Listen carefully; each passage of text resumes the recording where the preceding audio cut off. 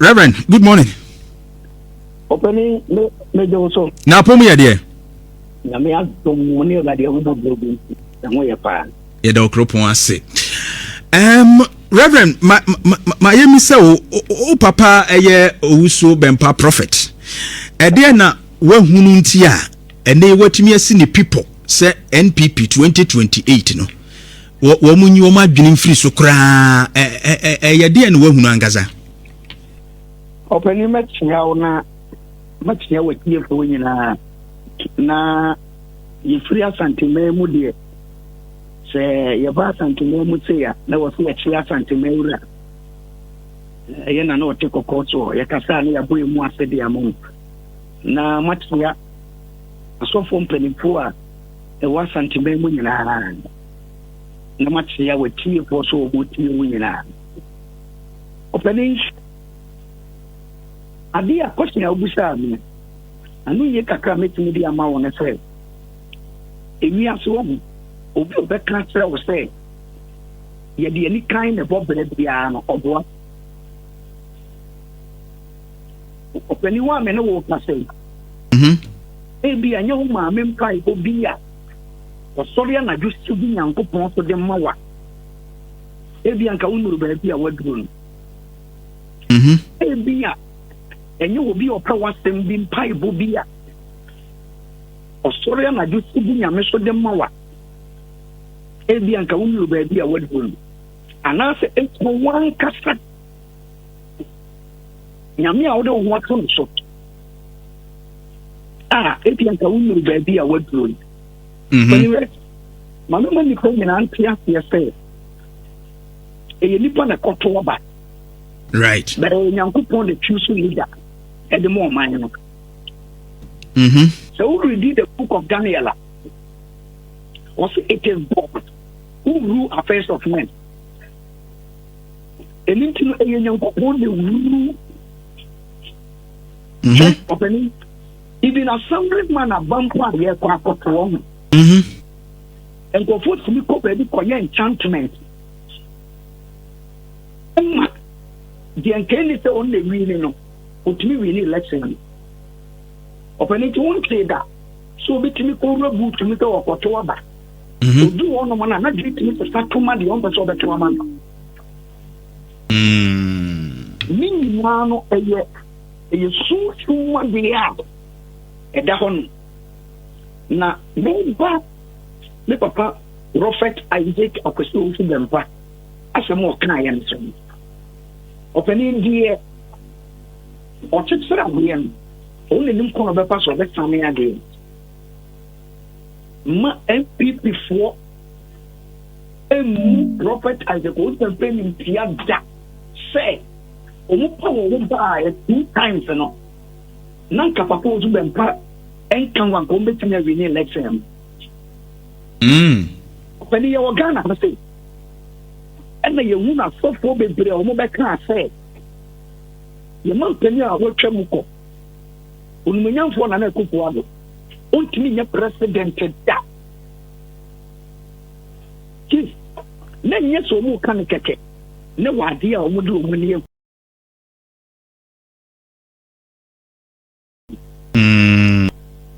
But I a prophet I go upon a Bible until the car said, Sananado, and we need election now.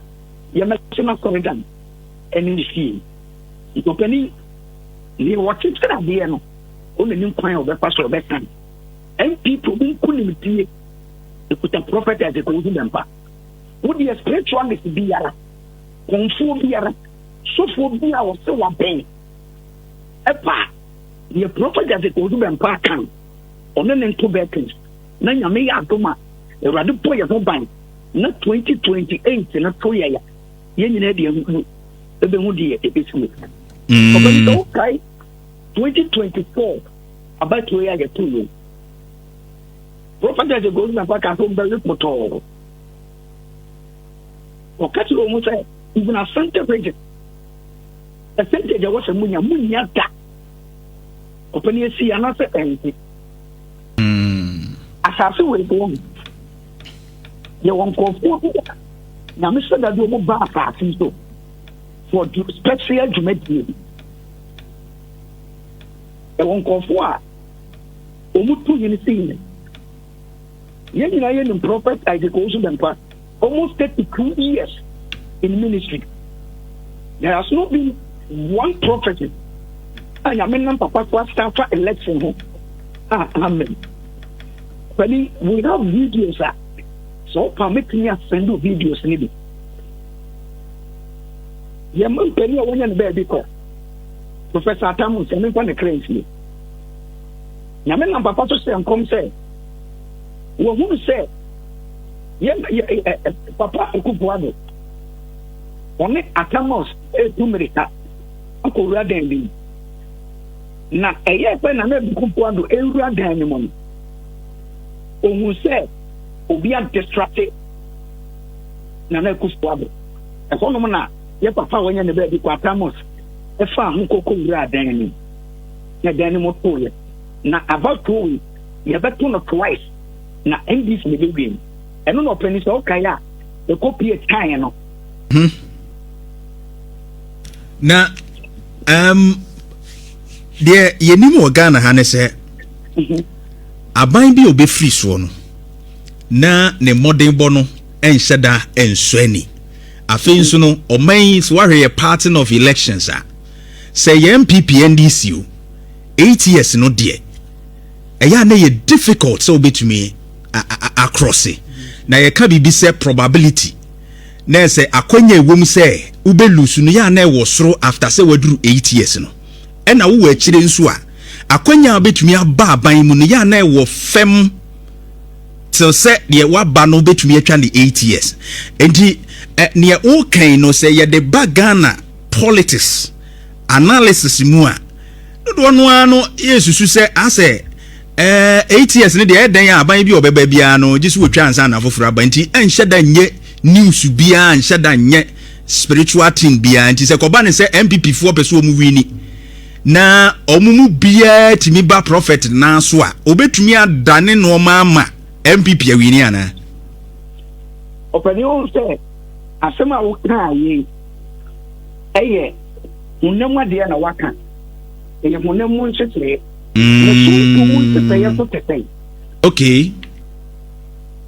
What was that? I did not sometimes so you Ghana for only being a mono.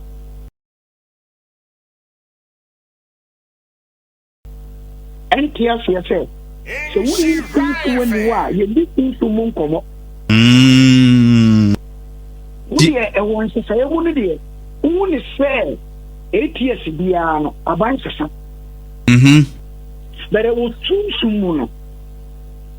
A dear soon a radical at that time. Open one constant in 2013, meaning say, what the back, meaning saw them back Sunday and some of my papa can. Yeah, and they two in a dear pretty okay. Open it 2013, the person who say, you can't say election. He a young couple that singing there. There was that any party at it. Opening yet me one for every woman. I will fear or free. Oh, I know what you want to make us say. A branch of that way there. When I hear you to in the bag, and yet then on an 8 minutes after my candle. A bravo friend in Pony. Because a idea is so soon to me. 2013. Yamen and prophet as a Owusu Bempah Spit. Ebe say on be say. When you say o can deliver. Ebe ba betena Ghana konyako. E di ama NPP. Na o can deliver no obeba no. Enye ono na ye problem no. Na emu obeba bedi akire bi. Sa abedi akire no obefa no. O can deliver bi na dwuma. Na se o kwa. Obeba say sa bedi akire no. And the Baba Tran and name. And also, Yamen to say, if you know the Baba Yamen, the Bama political party, the co position. When it's that time, not your papa Nanado, or maybe your papa Bawumia as the vice president. The video is there. It is sad, you know, the text was soon to Mudada. and send the people in the money. It's here you want to say 8 years here. A buy some.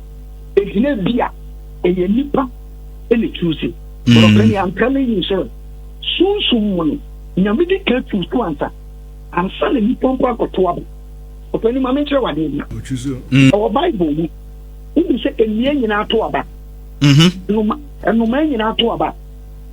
And Pata, a Pumpa in our Twaba. In the end, you to be. Yes. Hey, I know I did.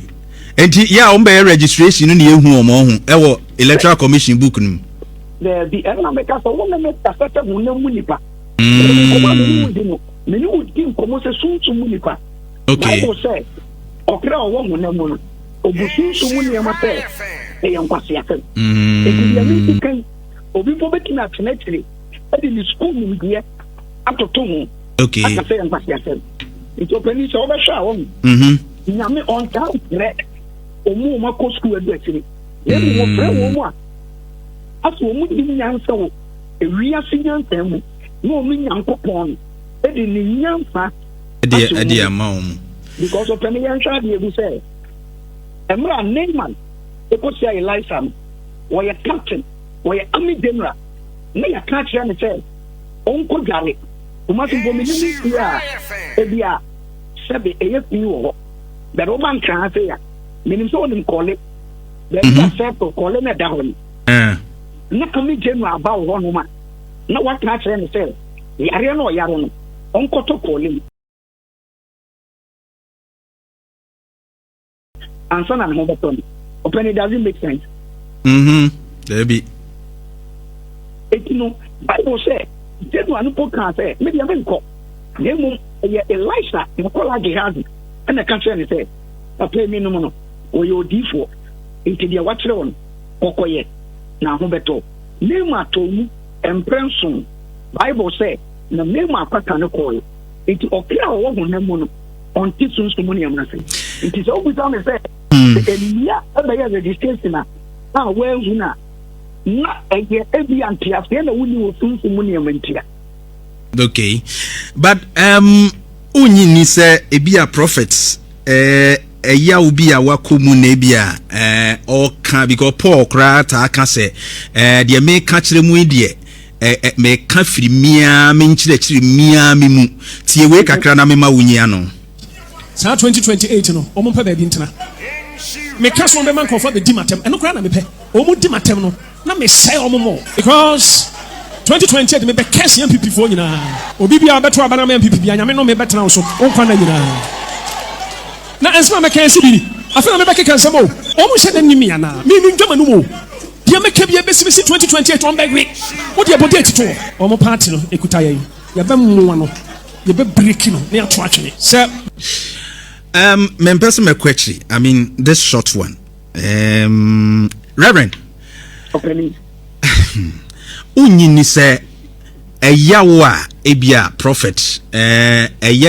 eyawa wakomu a ofi se ebia NPP time BBS inti ode yawo na kasa ebia emfiri awurade nimdiem so obedome Ghana fo mpo a obi be pese obeto abama NPP. Is this not serious? Open me da wasepa ne question ya wo bisam in share family mo fi na question and then me pese ni pedia won ti ko Owusu Bempah Spit and kabrabeti Israel na akenya me biase opening Bible say Elijah a commanded said o mention for me or for me mention for 7 years ni nyame na yo no but some said o ye nyame akoa na adia na oman no e dia ye no na eye ye ntino o kan ni nyame fo aso wan ka se nyame o wo se me ni mensu on top 7.5 years ampansi anko yeah wan ka se nyame se but no kan Paul asendi say Paul say we die eye me na meka nti na yɛ Paul na ɛka na me amfoa so a nka yɛ antwerɛ ama Bible no mu ama nnɛ yɛ amenya bi ankan sɛ deɛ wɔpɛ adeɛ wɔ hɔ no sɛ obi nyame bɛfrɛ me biara ɔno ne wapam nti Bible sɛ nyame ka kyerɛ disciples no sɛ mesoma mo mokɔ no monkɔ sikafoɔ fie sɛ mokɔ na sikafoɔ no ɔmo ama mu sika ɔmo ama mu deɛ mopɛ a mompɔprɔ mo n'ase ne teɛ na ɛbɛdane nom ne deɛ ama wɔ mu ɔpani yɛnsa nkɔ baako bio Elisha nkwalaa na ɔkomande sisire sɛ mɛwi wɔ mu wankasa in the name of Jesus o ɛyɛ ɔno na komande yɛ bɛnyame hwɛ ma ntitire bɛwi nkwalaa no because nkwalaa no ne mu yɛ nkwalaa ne yɛ tutu mu abosomfo mu ɔmo abɛhwɛ ɔman no nti na wɔsɛ nyame ɛfoa deɛ Elisha kan yɛn so ɔpani asase so wɔn nipa bi ni hɔ a ɔbɛka sɛ yawdie ɛni nafa sɛ meka ne bɛgyina aka kyerɛ wo sɛ ne papa Owusu Bempah ɔni yawa na meboa na deɛ nti a ɔdi yaw no ɛno nie ɔpani me ɛdi a wobɛdi bɛwu ne paa ɛyɛ sɔfo na nakorɔ doɔ ɛyɛ me ne sɔfo baako a yɛfrɛ ne sɔfo adu bɛɛti ɛna yɛ nam a na moto ɛtaataeɛ saa time mu na yɛ ne mama part the then time agradaa ɛwɔ problem kakra nti yɛnam biara na moto ɛtaataeɛ nti yɛkɔ papa fie yɛfiri fie ɔbɛ 1 AM moto kyesi me saa ɛyɛ adomfoɔ bi ɛna tim bɛgye yɛn nti ɛgye yɛn wie yɛn no yɛkɔyɛ live video sɛ mo a yɛ ku yɛ no yɛn so yɛlansete tuo which is na yɛ toy gun ɛna yɛhyɛw yɛ adeɛ kye yɛ yɛakɔ asɔre mewɔ asɔre dɛm ɛna mebɔɔ papa amaneɛ ɛna papa sɛ menkɔ na menkɔyɛ police report ɔpɛni yɛ nam kɔyɛ police report yɛmu na sɛ ɔno kaa abɛkorɔ so me ama mede me kaa akɔwura gata kɛseɛ mu ama electric pole abu abɛtɔ kaa no so ɔpɛni mi pie yɛ deɛ mete ayɛ tuo ɔpɛni mi a me ne wo ka sɛ ɛyɛ nyame nti na meda so te ase me papa wɔn me ɔpɛni mi mefinkaeɛ me papa okay ɔno na ɛyɛ atoma mpɔnoa constituency chairman for NPP but me ntumi ntoma bamba NPP da ɔkɔfim sɛ mefiri asase so I am telling you. Aden prophet ɛdeɛ no nti ana sɛ wa na sisi NPP mu yɛ wɔ hi. Near NPP for the Limpopo trail. Obi otie me bia nim sɛ Owusu Bempah ne wɔ hu me. Me kai sɛ 2015 ɔpɛni yɛ all night saa because of NPP. Me bo wa ne moja wo. Na ɔpɛni yɛn kwa ne sɛ no one is about the law. So what's in me show etio ɛwɔ social media ne yɛ ignorant me ni sɛ ebi a woyɛ bibi saa ɛyɛ crime because me de me nsɛm nkɔfo ɔtaataa me ɛna me so me de spare wɔ mu saa na adwene mɛtumi ada na ade kɔ bi bɛkyɛ me ɔpɛni di ne si wo kwan sɛ wode abra bɛkyɛ no bra wonim sɛ me papa so ne sɔfo Owusu Bempah eti bra ne nkyɛn na ka kyerɛ ne sɛ wakɔlɛɛ adeɛ wei a wayɛ no etie mmara enti yɛhia no police station ɔpani me yɛnkyɛn me da me di w'akyi no wakɔ but wo de ka bɛbɔ me kaa mu ɛma anti robbing unit ɔpani ɛbɛto tutuo ɛbɔ me ɛbɛ m'anum mogya mehene mu mogya nyinaa ɔpani ne asasɛm na nkɔfoɔ m'akyi adɛ ɔpani makum nipa Reverend Nana Mensa Ufori Oni yeye wo saa mini yeye me so pani se me wo pictures wo me bi send ya wo wo be ba wo no wow enti eye me eni ya say me ena news no ko ma to for Bempah say enkofu bi because of any enkofo na ba yen no mu kuta police car The year Omabo de said, almost a sense of my dear. I didn't say, and Kofona Tata I am, and you move, and HACM. But Prophet Owusu Bempah Spit said, Obiba, what is the synchrophobia to the it will not cut down from a police station. Aqua reported. When you buy Papa woman and young strain, Mr. Cantabat, and the other uncle for committee, in the Moja Prandi, it could be really. But Reverend Annan Ofori, Etrono Echrese Krisumpu said ye yaw no ebro no ne ade nyina owiwo ye no ose agya fa wonfum so oche won onim de woyo waye sofu pani a wudi sofu Owusu Bempah chi yaw yi be woni mu akosi da ben na ebetwa na bonifafire so de on fam free NPP for da na opani TMO o say on obitimi ye obone ne yempo etima o jade cheni pam. Then a prophet as a Owusu Bempah Yemi and opening a year from my account. And yet, so much papa na yaw. But open we and Santoni. Prophet as a Owusu Bempah. About the cassette. Not Gyamfi. That time IGP. Any NPP will be. And you woman now, NPP will be. 8% Komu. Or Transa 7. But, not Gyamfi, that's your IGP. Only sentiment you should take method your coming and correct. Upon the engine of prophet as a Owusu Bempah. Fast forward. Much the prophet as a Owusu Bempah. Abra 1 year ago. Make no about that. Or do one man. Must order from above. Say I'm finding cost writing force. Upon and try writing force on. See, I so Owusu Bempah say 10 minutes and go back. Because the way I felt to listen to Papa to me. Upon it hear me. Prophet as a Owusu Bempah. 1 year CEO. The entire 1 year chairman. Open your team will be court. Abra entry in the statement. The Virgin statement. Open him said, you're the prophet as a Owusu Bempah. A Kojina court. A reminder him. Abra entry in the statement. You're court 1 year. After 1 year. And then move it in the statement.